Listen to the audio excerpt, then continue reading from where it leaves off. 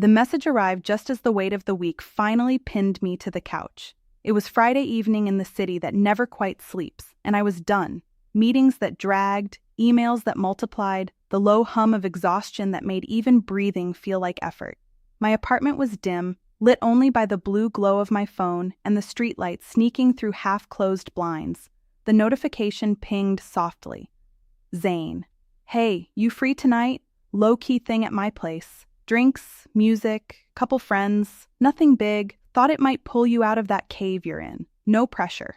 Zane. My friend since college, the one who always knew when I was retreating too far into myself. He didn't demand, he invited. And somehow that made saying yes feel less like obligation and more like relief.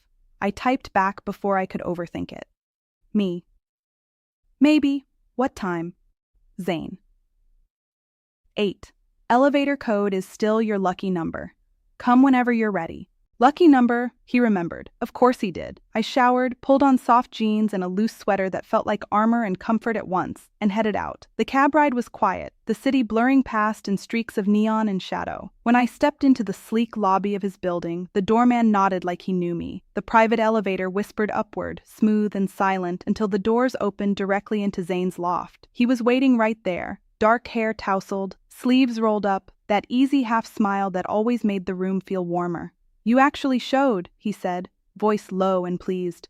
Barely, I replied, stepping forward. He met me halfway and wrapped me in a hug that felt like coming home. His arms were strong but gentle, one hand settling at the middle of my back, the other brushing along my shoulder blade. I let my cheek rest against his chest for a second, inhaling the familiar scent of clean cotton and something woodsy. When we pulled apart, his fingers trailed lightly down my arm, pausing at my wrist before letting go.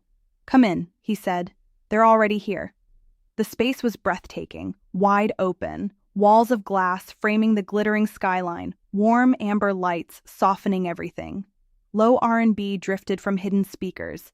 3 men stood near the kitchen island, glasses in hand, conversation pausing as I entered. Zane's palm found the small of my back again, light, reassuring, as he guided me forward. Everyone, this is her, the one I've been talking about. First was Kai. One tall, broad-shouldered, but relaxed, like he carried strength without needing to show it. His eyes were deep brown, steady. He stepped forward with a quiet confidence. Been looking forward to meeting you, he said, voice smooth and low. He offered his hand. When our fingers met, his closed around mine gently, thumb brushing once across my knuckles in a slow, deliberate stroke. The touch lingered just long enough to send a soft spark traveling up my arm. Then, Elias. Leaner, quieter, with dark curls that fell over thoughtful hazel eyes. He didn't rush. He simply watched me for a moment, like he was seeing past the surface. Hi, he said softly. When he extended his hand, it was careful, almost tender. His fingertips grazed my palm first, then curled around my fingers. He held on a beat longer than polite, his gaze never leaving mine. It felt like an unspoken question. Are you okay with this closeness? We settled onto the massive L-shaped couch. Zane sat on my left, Elias on my right, Kai across from us on the ottoman, close enough that our knees brushed when anyone shifted. Drinks were poured, something smooth and amber that warmed my throat. Conversation flowed easily at first. Funny work disasters, the best playlists for rainy days, how none of us could remember the last time we cooked a real meal. Laughter came in waves. Zane's hand would find my wrist when he passed the bottle, fingers lingering as he poured. Kai leaned forward to make a point, his knee pressing lightly against mine, steady pressure that felt grounding. Elias's pinky rested against the side of my thigh when he turned to listen, a small point of contact that sent tiny ripples of awareness through me. They were small touches, innocent on the surface, but each one built something, warmth pooling under my skin, a slow unfurling of tension I hadn't realized I was carrying. The city lights shifted outside, painting the room in shifting golds and purples. The music softened. Zane set his glass down. Let's make it interesting, he said, eyes glinting with playful challenge. Truth game, no filters, no dodging. Kai raised an eyebrow. You sure about that? Completely. Elias smiled faintly, almost shy. I'm game if everyone is.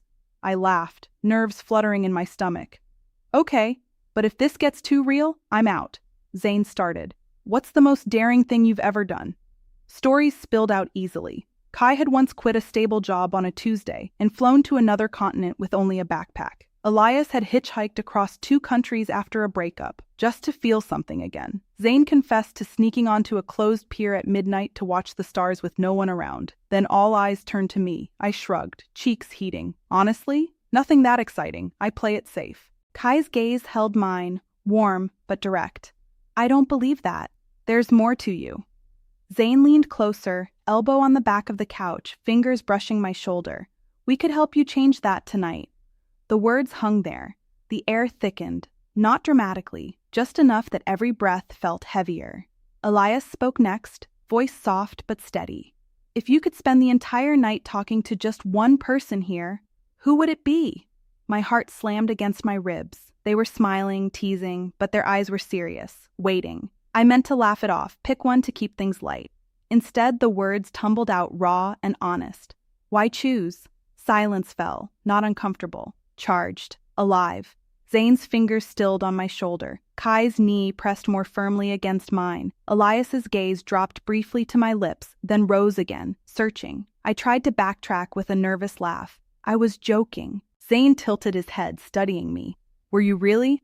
I couldn't lie. Not to them, not in that moment. He moved first, slowly, deliberately, giving me every chance to stop him. His hand rose to cup my cheek, thumb tracing the line of my jaw with feather-like care. Then he leaned in. The kiss was soft, gentle, a question wrapped in warmth. When he eased back, his forehead rested against mine. Still joking? He whispered. I shook my head, breath shaky. Kai rose smoothly and came around to kneel in front of me. His hands settled on my knees, light, grounding. Say stop, he said quietly, and we stop. No questions, no guilt. I looked at each of them. Zane's familiar warmth, Kai's steady calm, Elias's gentle depth. I don't want to stop, I said. Elias shifted closer on my right. His fingers found mine, threading through them slowly. He lifted my hand and pressed a lingering kiss to the inside of my wrist. The sensation traveled like slow electricity, up my arm, across my chest, down my spine. They moved together, instinctive and unhurried. Zane slid behind me, arms wrapping loosely around my waist, chin resting on my shoulder so his breath warmed my neck. Kai stayed kneeling, hands gliding up to rest at my hips, firm but careful.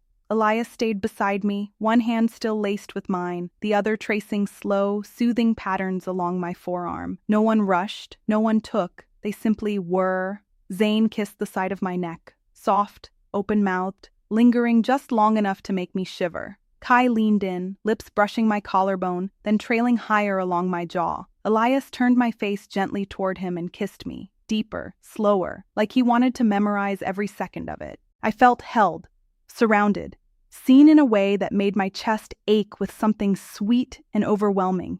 Hands moved carefully, fingers brushing hair behind my ear, palms sliding along arms and waists, thighs, but always pausing, always checking. A gentle squeeze on my hip. A murmured, still good? A moment of stillness until I nodded, until I leaned closer, asking for more. Time dissolved. At some point, the couch became our world. We shifted, rearranged, bodies tangling naturally. Zane's chest pressed to my back, arm draped protectively over me, Kai facing me, forehead against mine, fingers intertwined between us. Elias curled along my side, face tucked into the curve of my neck, breath steady and warm. Kisses came lazily now, slow turns between us, shared sighs, quiet laughter when an elbow found the wrong spot or hair got caught. Words floated in the quiet, Zane against my ear. You have no idea how much I've wanted this. Kai, voice low. You're exactly where you belong. Elias, softest. You're safe here. Always. We stayed like that for hours. The city lights dimmed, then brightened again. Music looped in soft cycles. No one moved to leave the cocoon we'd created. Eventually, the intensity softened into something tenderer. We resettled. I ended up cradled in the center, head on Zane's chest, legs tangled with Kai's. Elias's hand resting over my heart, feeling its steady rhythm. Silence wrapped around us, comfortable and full. Then Elias whispered, I didn't know I could feel this. Connected. Kai hummed in agreement, fingers stroking through my hair. Zane pressed a kiss to my temple, worth every second of waiting. I closed my eyes, letting their warmth seep into me, their heartbeats syncing with mine. I've never let myself be this open, I admitted quietly. With anyone. Zane's arm tightened. Then stay open. We're not going anywhere. We talked as the night stretched on, vulnerable things that usually stayed locked away, dreams we'd half forgotten, fears we'd never voiced, hopes we guarded like secrets. Through every word, touch stayed constant. Fingers linked, cheeks brushed, lips found temples, knuckles, shoulders. When dawn painted the sky in soft pinks and golds, we were still tangled together, sleepy, smiling, content. I don't know what comes next. I don't need to know right now. What I do know is that one evening, one invitation, one honest answer shifted something fundamental inside me. It wasn't just closeness. It was trust made tangible. It was longing met with open arms. It was discovering that my heart had room for more than I'd ever allowed, and that being held by 3 sets of arms didn't divide me. It made me feel whole in ways I'd never imagined. If you've ever stood at the edge of something scary and beautiful, if you've ever wondered what happens when you stop choosing and start saying yes to all of it, then you know. Sometimes the deepest connections begin with the simplest text, and sometimes they leave you wrapped in warmth that feels like forever.